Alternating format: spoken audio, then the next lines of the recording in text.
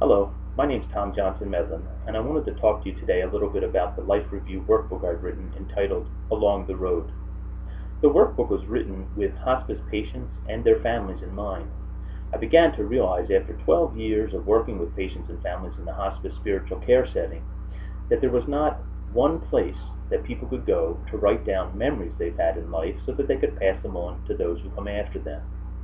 Things about their family, things about their friends, things about their faith, some pearls of wisdom that maybe you've learned in your lifetime, and then also a place to jot down funeral plans.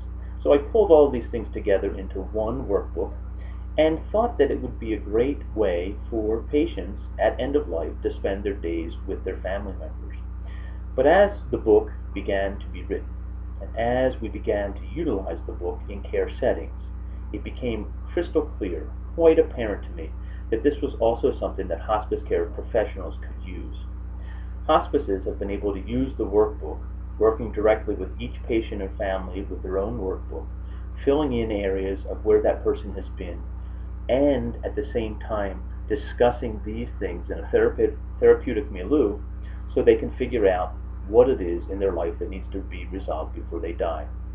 For example, in the hospice setting, the social worker could work through the family section of the workbook with the patient and family, fill out family memories, um, areas where they need to seek forgiveness within the family, strengths within the family, ethical wills that might be applied to the family, and then that can be taken back and written into a care plan as decreasing isolation, spending time doing life review, family system breakdown applications, and actually even existential dread can be applied as some of these discussions go on. The hospice volunteers could use the sections in the book that are called Pearls of Wisdom, and when a volunteer spends time with a patient and family, they can write down those specific pearls of wisdom that people have picked up in life. You know, those almost fortune cookie sayings that we all run through life carrying. You know, my father had one that was, "Make it a hobby, not a chore." So the volunteers could spend time writing out the things that the families have learned, patients have learned throughout their life. Um, they could also work with the patients and families on who their friends have been in life and the things that they've gained from their friends. Again, ethical wills, places they have been together with friends, who their friends were, how they met, where. And then finally, the spiritual care provider, the hospice chaplain, could work on the section that is entitled Faith and also funeral plans. An entire section is put aside so that people can talk about who they want to be at their funeral, special verses or prayers or songs that they want in their service, the types of um, photos that they want to have around. It's quite comprehensive in providing options for people and what they want for their funeral. I would also encourage that nurses could use the entire book as parts of their discussion with their patients and their families, and also home health aides. When you have an entire hospice team utilizing one tool to help a patient and family towards their care plan, then what you have is a way of gaining momentum as a staff. And after 6 months or a year of using this tool with each and every one of your patients and families, you'll be able to say, well, there are some things that the book does not address that we need to address with our patients and families. Or you can also say, we will consistently utilize this manual to help us carve out and shape the care that we provide with patients and families. When you do that, then that momentum will help you to build quality, because you will be able to become better and better and better with these issues as you work with them as patients and families.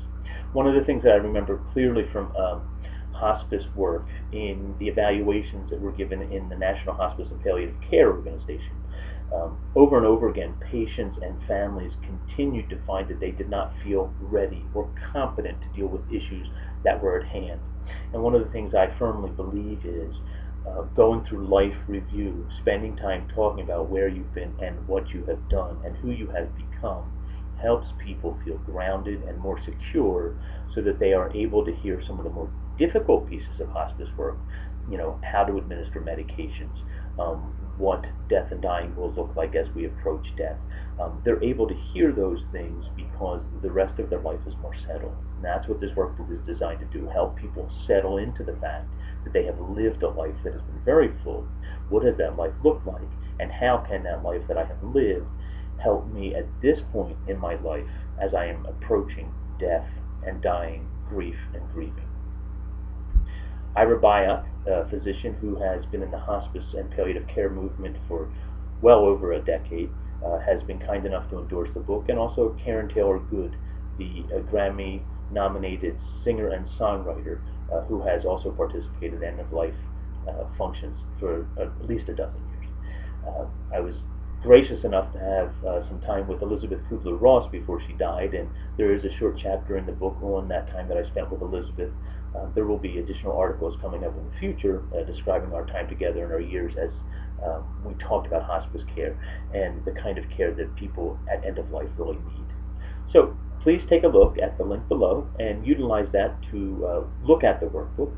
And if you go ahead and order the workbook, I think you'll find it very, very valuable. The proceeds from the workbook will be divided between two not-for-profit organizations. One, the New Jersey Lighthouse Foundation of New Jersey, and then also the National Hospice and Palliative Care Organization's their foundation called the National Hospice Foundation. Again, the proceeds will be divided between those two groups and will further hospice care work for years to come. Thank you so much for your time.